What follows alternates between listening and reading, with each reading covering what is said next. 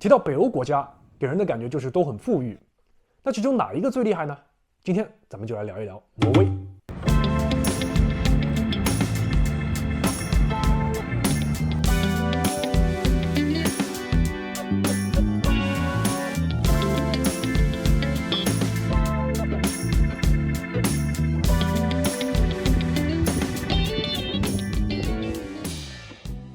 挪威在北歐國家裡面算是非常特別的一個存在，為什麼呢？因為它的湖面總是澄清，空氣總是寧靜，確實它的自然環境非常好。除了這個歌詞之外，挪威並不屬於歐盟成員，但它是申根國，所以它跟歐洲有一點若即若離的關係。但不管怎麼說，它非常的有錢。那它有錢到什麼檔次呢？你看它以前都是跟着誰混的？丹麥啊、瑞典啊。那現在它跟誰比較呢？都是跟瑞士啊、盧森堡這樣的國家比較，足見它的富有程度。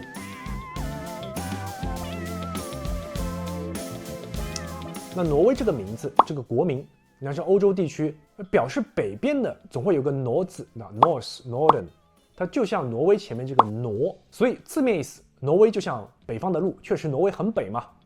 我們知道的挪威的國土可能就是西邊那一塊，但是呢，挪威的領土還包括到北極圈，它在北極地區還有土地，一小片島。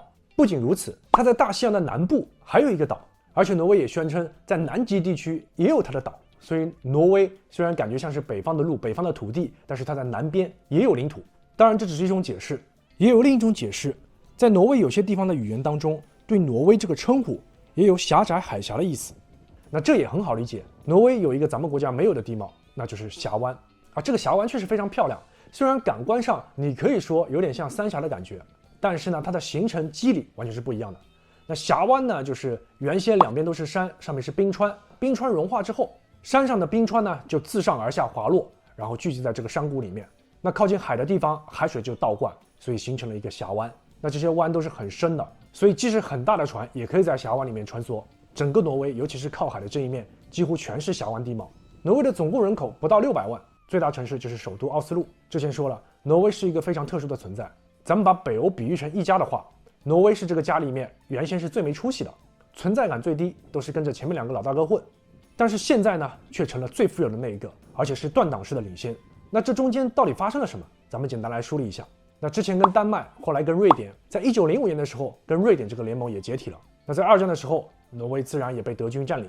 那二戰之後，那挪威想總得自己稍微發展發展，但也不知道怎麼弄。那不知道怎麼弄的時候呢，那都是歐洲國家都是從組局開始。那挪威也跟着組局，在1960年的時候，他跟丹麥、瑞典這兩位西約的老大哥，還有葡萄牙、奧地利、瑞士以及英國組成了一個歐洲自由貿易聯盟，但是呢，這個他也沒有混出什麼名堂。直到1969年，挪威發現了首個大油田。當然，發現油田意味着將來會有很多財富，但是呢，開採也是一門技術。在折騰幾年之後，於1971年正式投產。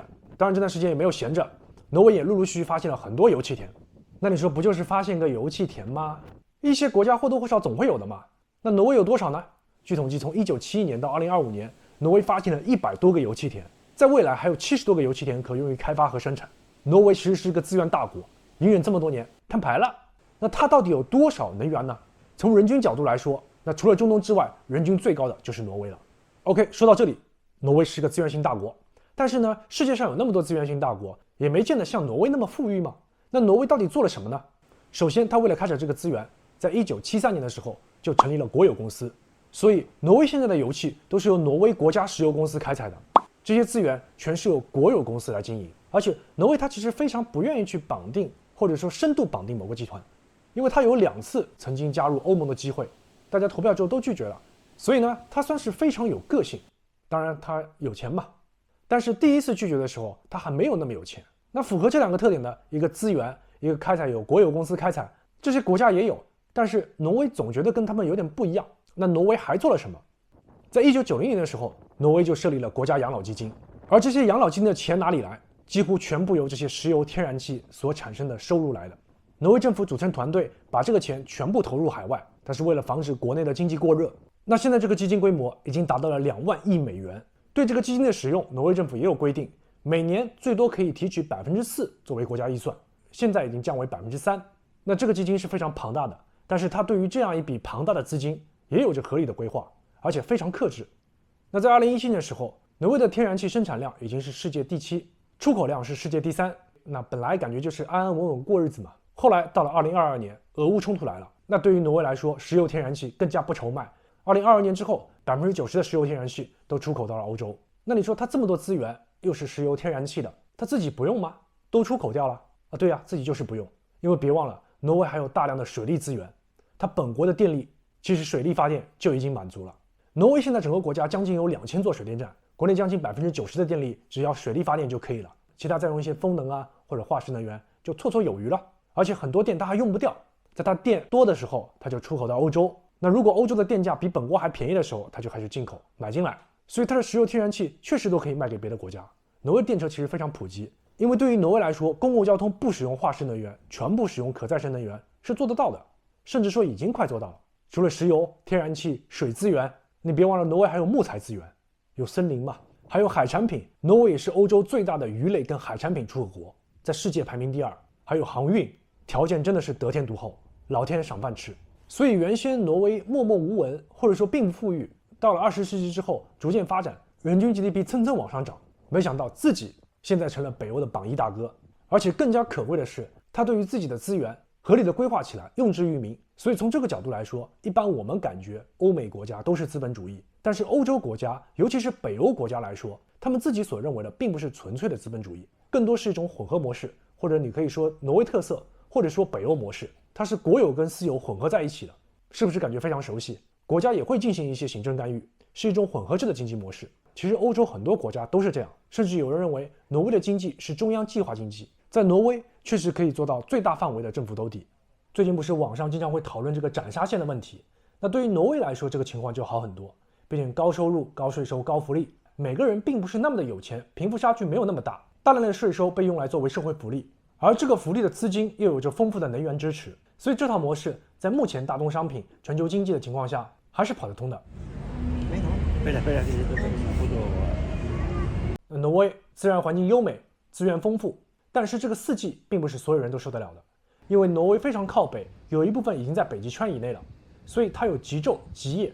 那很多人沒有經歷過極晝極夜，可能感覺好像挺棒的，對吧？但是如果一個人經常在一個環境中，尤其在一個極夜的環境中，那這個人的心情大概率會受到影響。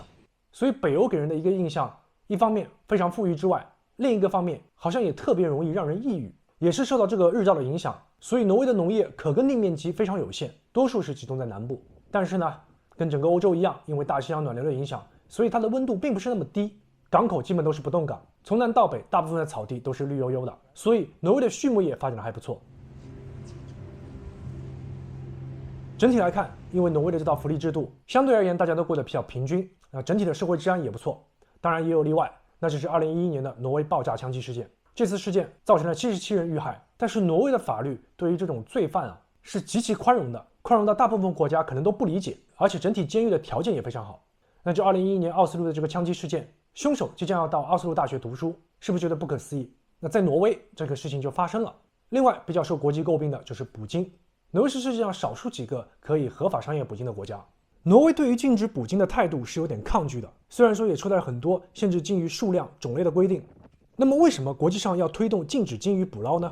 首先因為鯨魚本身的數量已經越來越少了，另外鯨魚它體型龐大，那鯨魚背後就會有一套很大的生態系統，所以鯨魚一旦少了之後，相關的生態系統就會遭到破壞，而且整個捕鯨的過程，因為鯨魚體型比較龐大，所以過程是比較殘忍的也有很多相關的紀錄片。